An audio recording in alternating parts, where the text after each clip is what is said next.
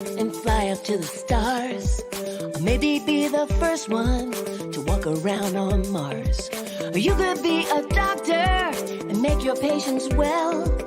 Helping others feel their best, wouldn't that be swell? But first, you've gotta read, read, read. Reading is the key. Open that book, turn that page. Start learning stuff at any age. Read, read, read. Reading's what you need to be what you want to be. You can be an artist and paint a masterpiece, or carve a marble statue like they did in ancient Greece. Or you can be an engineer designing jet airplanes, maybe build a rocket. You know you have the brains, and you can use them to read, read, read.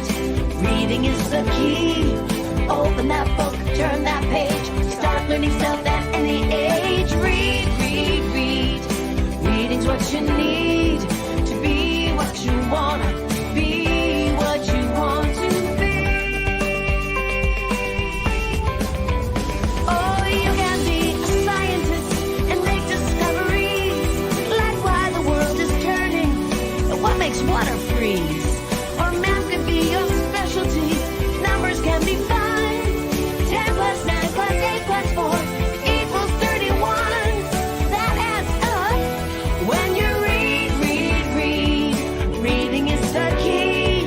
Open that book, turn that page. Start learning stuff at any age. Read, read, read.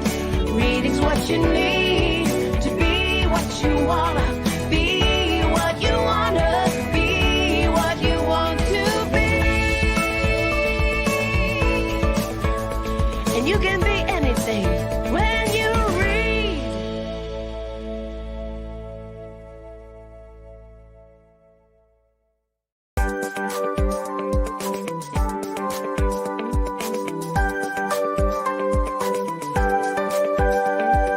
You can be an astronaut and fly up to the stars.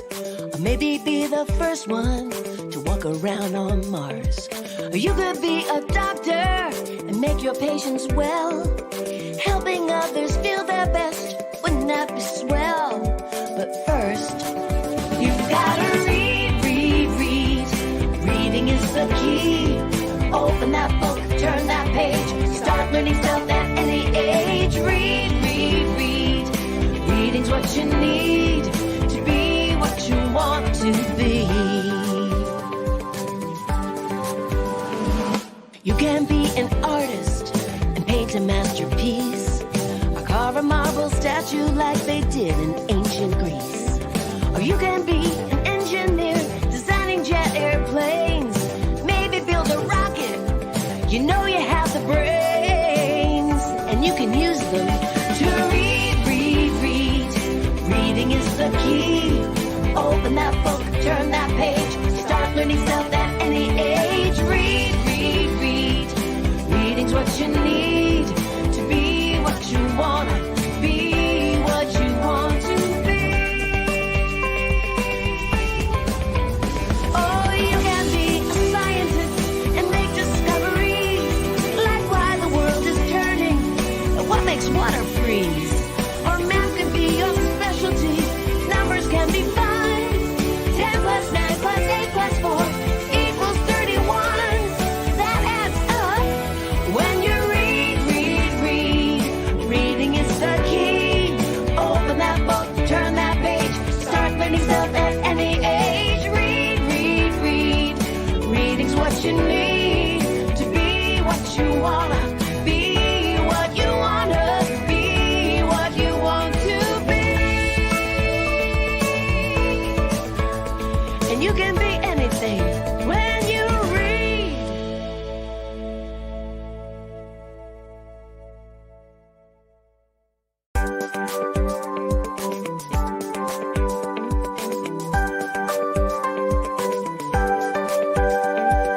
You can be an astronaut and fly up to the stars. Or maybe be the first one to walk around on Mars. Or you could be a doctor and make your patients well. helping others feel their best. Wouldn't that be swell? But first, you've gotta read, read, read. Reading is the key. Open that book, turn that page. Start learning stuff at any age. Read, read, read. Reading's what you need to be what you want to be. You can be an artist and paint a masterpiece, or carve a marble statue like they did in ancient Greece. Or you can be an engineer designing jet airplanes, maybe build a rocket. You know you have the brains, and you can use them to read, read, read. Reading is the key. Open that book, turn that page. Start learning stuff at any age. Read, read, read. Reading's what you need to be what you wanna be, what you want to be. Oh, you can be a scientist and make discoveries, like why the world is turning, and what makes water freeze. Or math could be your specialty. Numbers can be fun. 10 plus 9 plus 8 plus 4 equals 31. That adds up when you read, read, read. Reading is the key. Open that book, turn that page. Start learning stuff at any age. Read, read, read. Reading's what you need to be what you wanna be.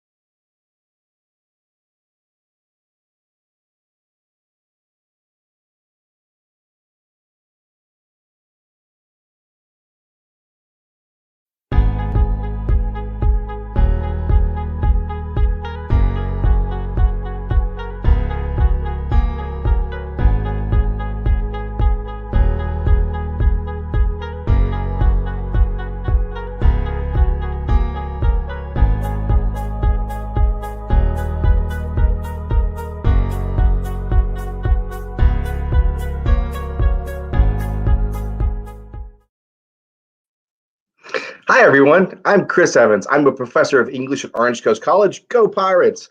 And I am thrilled to invite you to the S.T.E.A.M Race to Space Reading Challenge.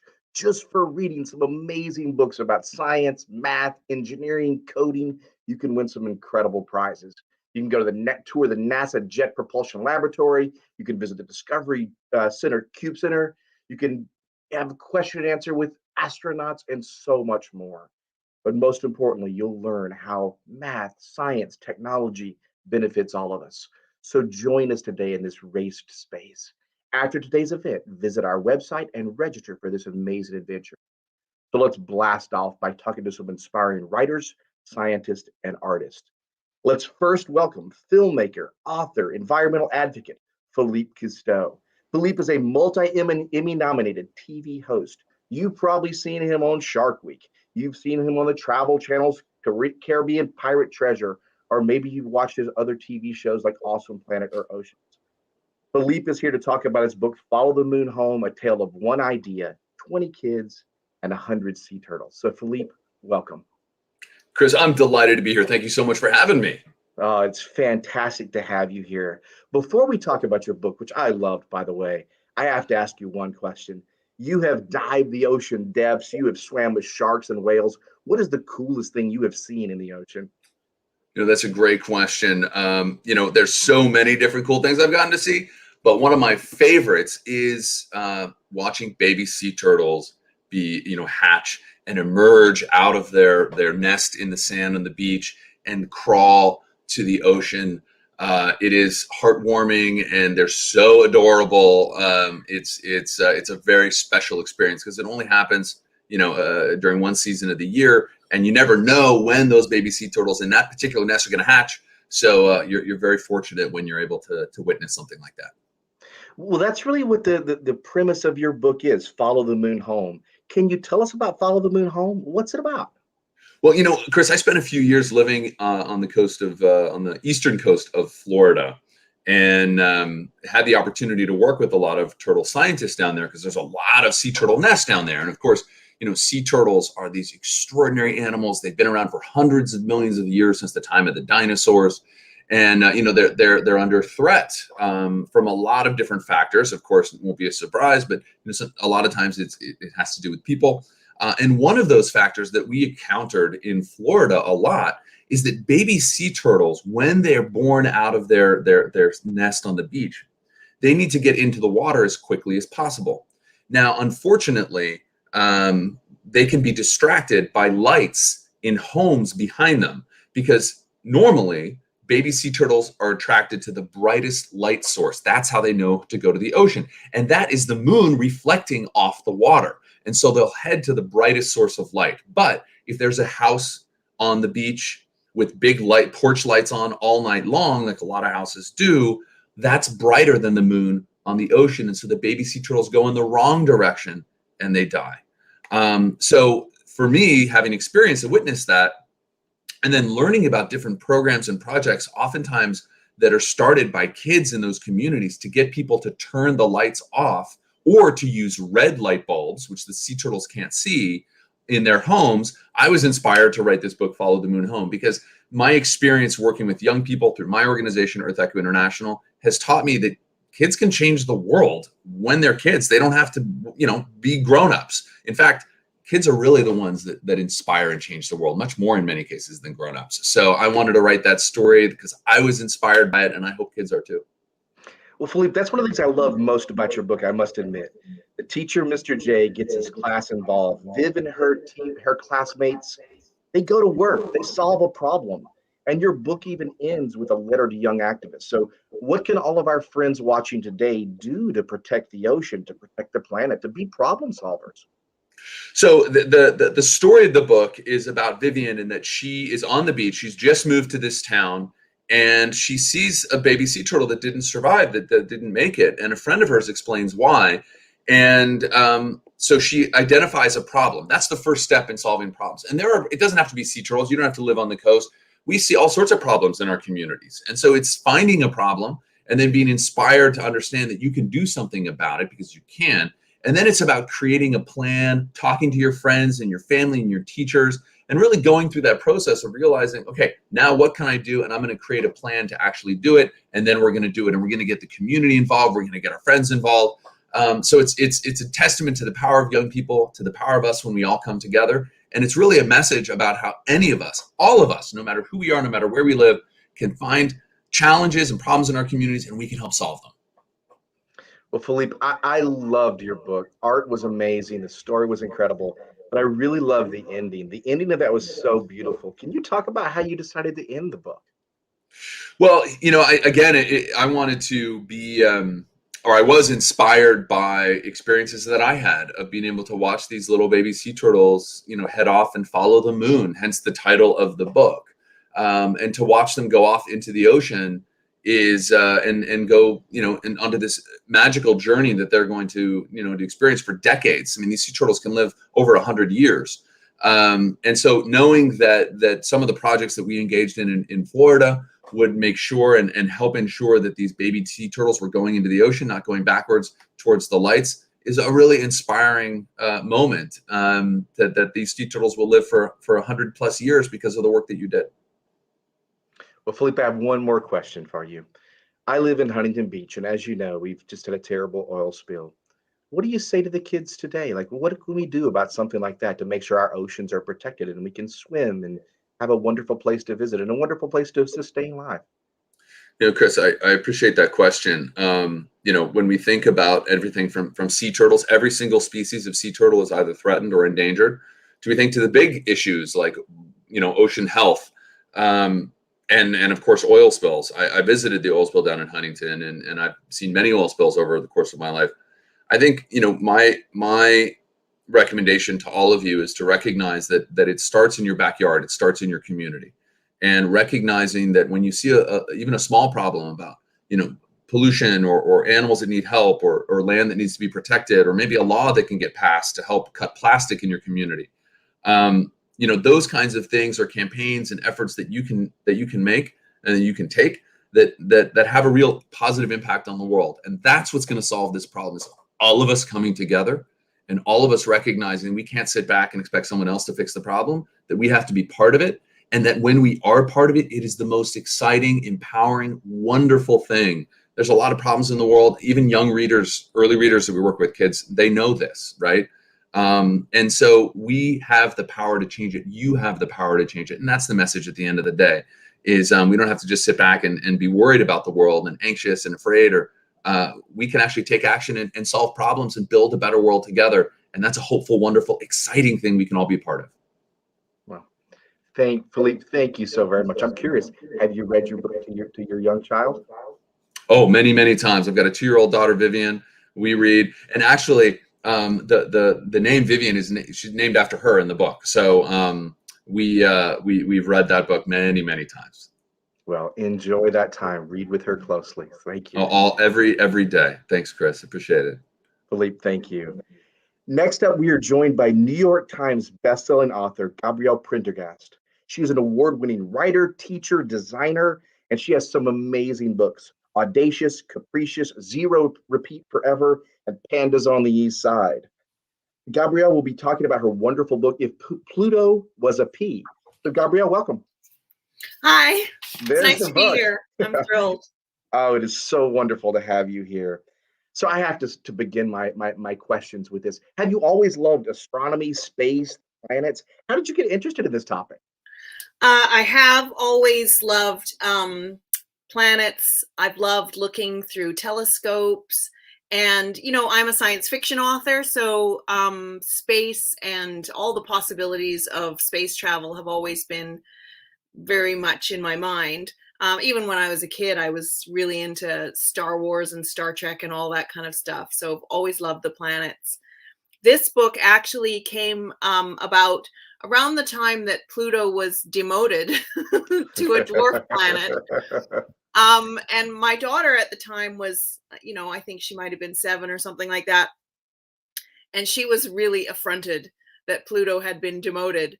So she asked me, like, how small is Pluto? Like, why this isn't fair?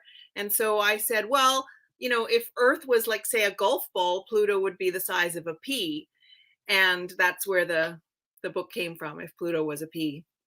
Isn't it amazing how ideas start? Just a simple conversation with your child begins an amazing, beautiful book. Well, we have to address that. Do you think Pluto is a planet? What do you think about this demotion?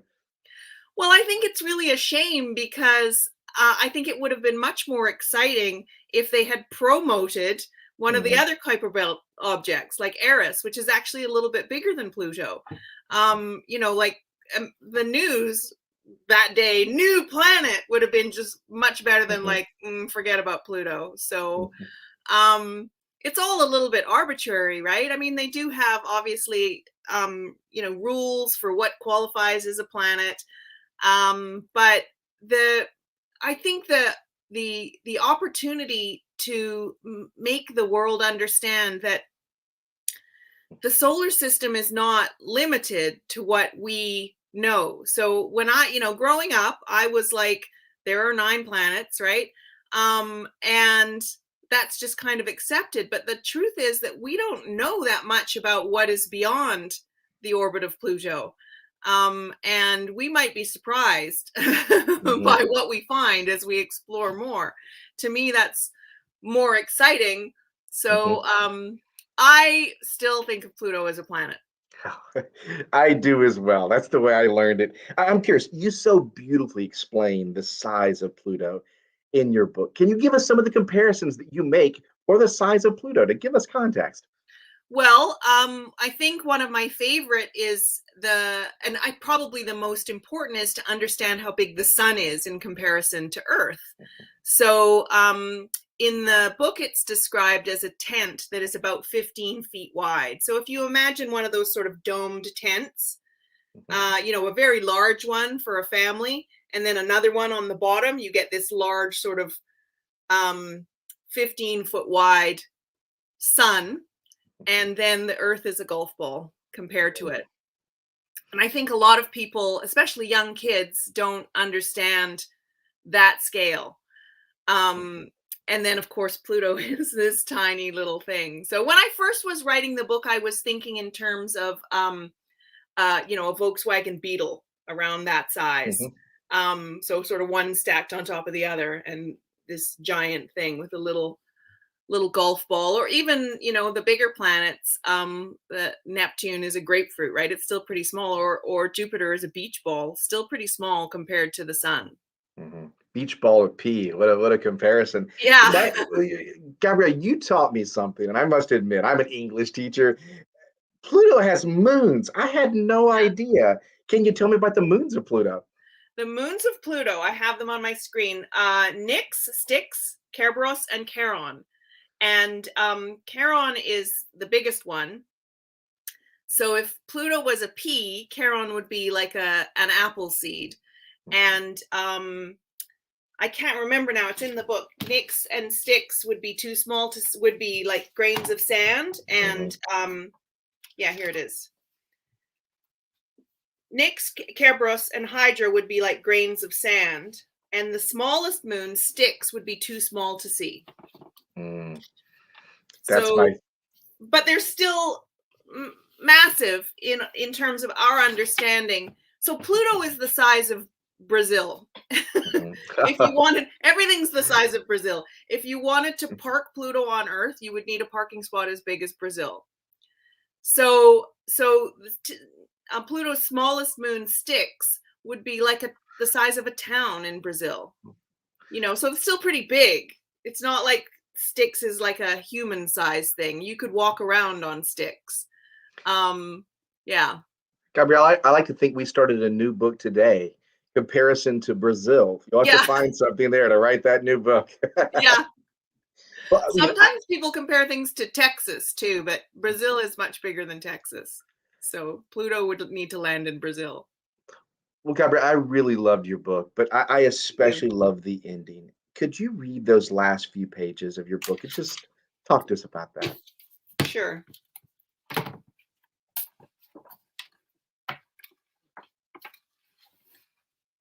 If Pluto was a pea, Pluto's smallest moon, Styx, would be too small to see. And you would be much smaller than that, but still not too small to think big thoughts and do great things. Gabrielle, why'd you decide to end your book that way? I think, well, originally the book was, the ending was a little bit more information about the scale of the solar system. And the book was more, more of an educational book. And my editor wanted it to be more personalized like that and sort of simplify it. And so I started thinking about, my interest in writing about space or science or anything is kind of to find that meeting point between science and personal life, right? So that's one of the reasons why the objects in my book are things that you have in your house.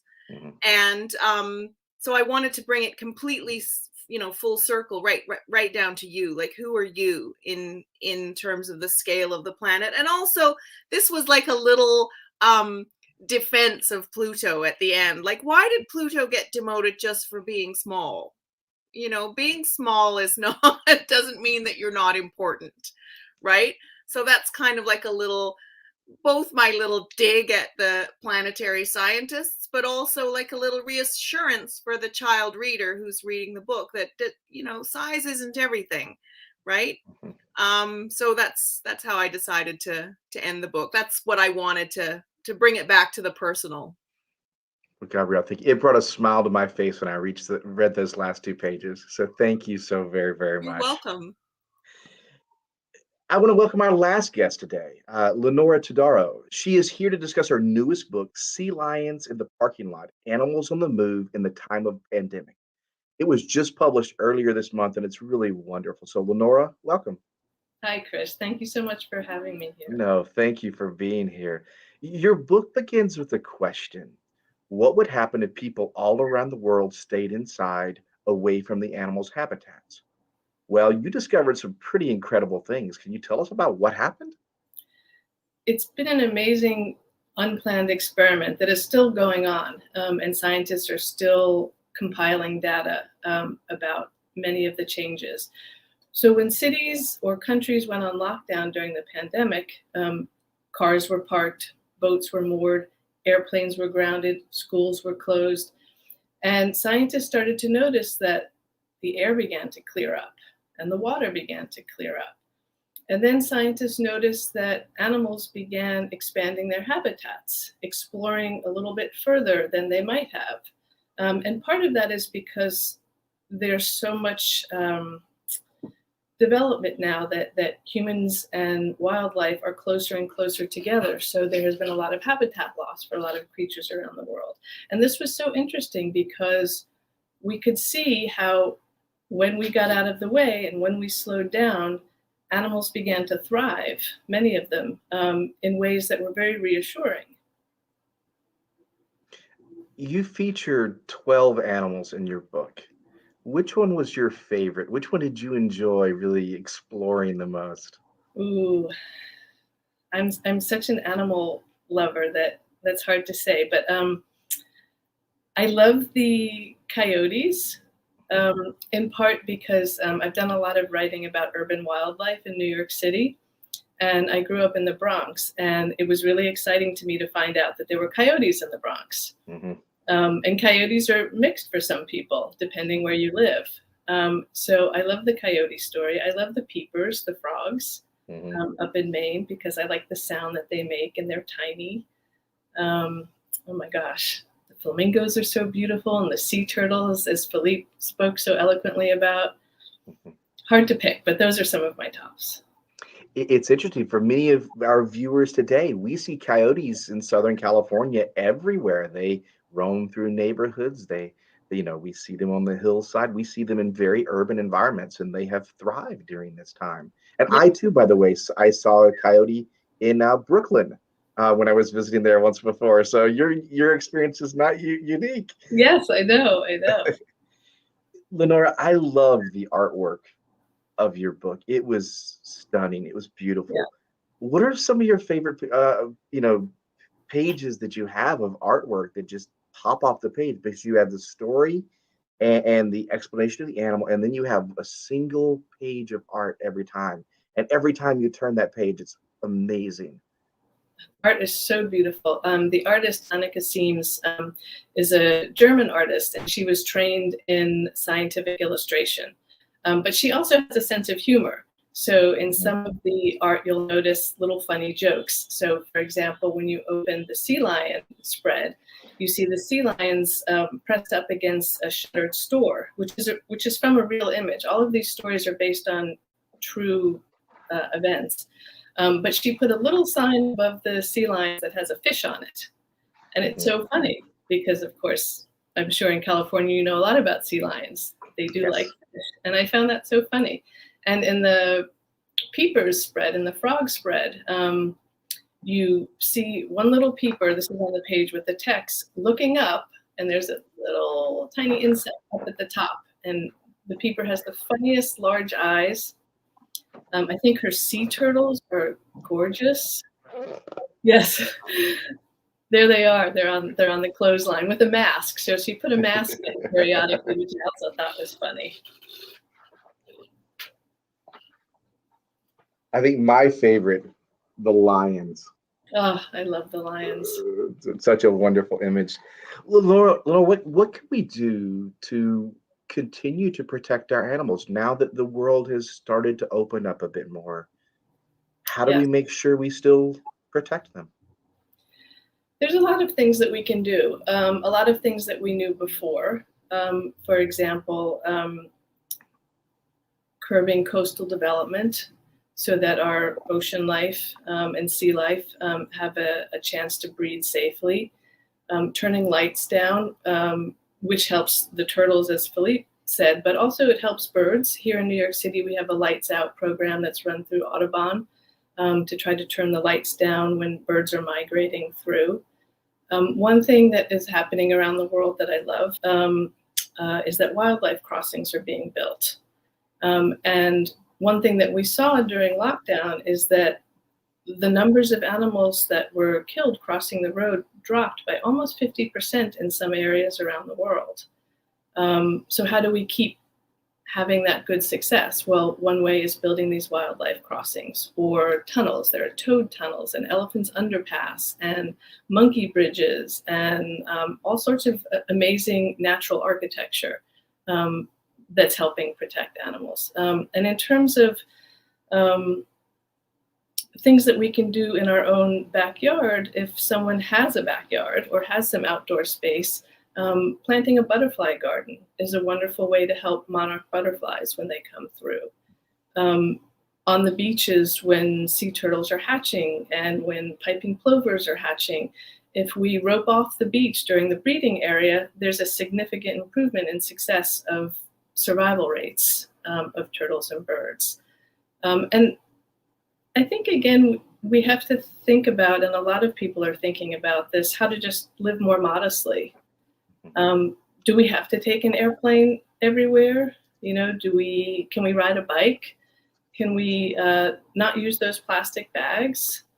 And I think also on a very personal level, what each child might be able to do is, and this is something I did with my kids, is find a sit spot. We called it a sit spot in nature, where you sit and you close your eyes and you listen and you smell, and then you open your eyes and you observe, and you have a journal and you write down what you observed. Maybe you draw a picture. And this is a way that each of us can stay connected to nature, which is something that many people rediscovered during lockdown, how crucial the outdoors is for all of our health, wildlife and people alike. Lenora, thank you so very much. I think we're going to be welcomed by all of our guests now. Everyone should pop back in. Hello, everyone. I have one final question for all three of you, and it's this. I'm an English teacher, and I have always loved books. Why do you love reading? Why are books so magical? Why should we all join this STEAM race to space? Philippe. Well, first, I just want to thank Lenora for her wonderful suggestions about nature and animals. She's so right. We're actually this spring going to be planting a butterfly garden ourselves. So it's a wonderful thing to be doing. Milkweed, particularly for the monarchs. But why do I love books? You know, I love books. You know, I do television and we do animated shows and we do all sorts of different media. But I love books because I think it offers the reader an opportunity to imagine themselves in the story and as part of the characters in a way that that moving television and animated doesn't. It's so those experiences are so structured. But for books, it's really about joining the journey and as Lenora said, closing your eyes and imagining yourself and listening and hearing and being a part of the world and in that world in a really exciting, in-depth way and really personal way. So I love books for that reason. Thank you. Gabrielle, how about you? I think the reasons that Philippe said, of course, but also, books, one of the things that all these books that we're talking about today have done, they've helped us to understand some different information about different aspects of life on Earth or in the solar system.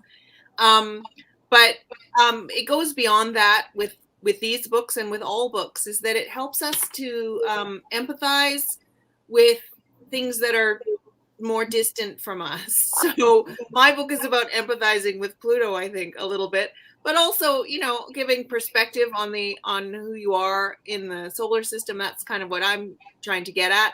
And Philippe and Lenora's books are about empathizing, not just empathizing with animals, but also understanding your role in terms of the safety and happiness of animals on Earth and Earth in general. And I think all books do that. more so than movies and TV, because I think you can insert yourself into a book. That's the missing part of a book, right? Is like the life, and you're the one who puts the life into it, right? So it makes it much more intimate and personal to you, and helps you to empathize. So that's why I love books. Lenora? Well, I agree 100% with Philippe and Gabrielle. Empathy, absolutely. One of the things that I tried to do in the stories in this book is really write as close as I could to the perspective of the animal. I don't know the animal's perspective. I wouldn't pretend to know that. But I tried to sit as a narrator on the shoulder, so that when you see a kangaroo hopping through empty streets, you might wonder, that's strange. Why would the kangaroo be hopping through the empty streets? Was that fun? Was it looking for something? That was my hope with this particular book. And in terms of reading in general, for me, nothing better than disappearing into the imagination. And actually disappearing is the wrong word. It's like integrating into your imagination, and being someplace else. Maybe you're there, maybe you're not. Maybe you learned something you didn't know. Maybe you get to see funny images or beautiful images. For me, images are so important, and colorful writing is so important. But also storyline, and storylines are hard to write. But it's such a wonderful way to be in the world without the input, the sensory input of everything that's going on around us. Just a page, just a word, maybe a picture.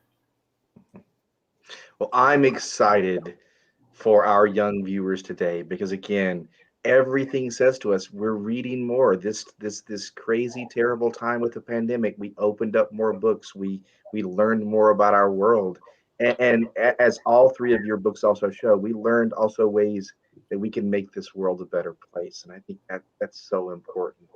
So I want to thank all three of you so very, very much for joining us today. These books are fantastic. Please make sure they are the first three you check off when you join the S.T.E.A.M Race to Space Reading Challenge. I would start with these three and make my way through the rest of the wonderful choices that are there. So thank you so very, very much today. Thank you so much for having. Oh.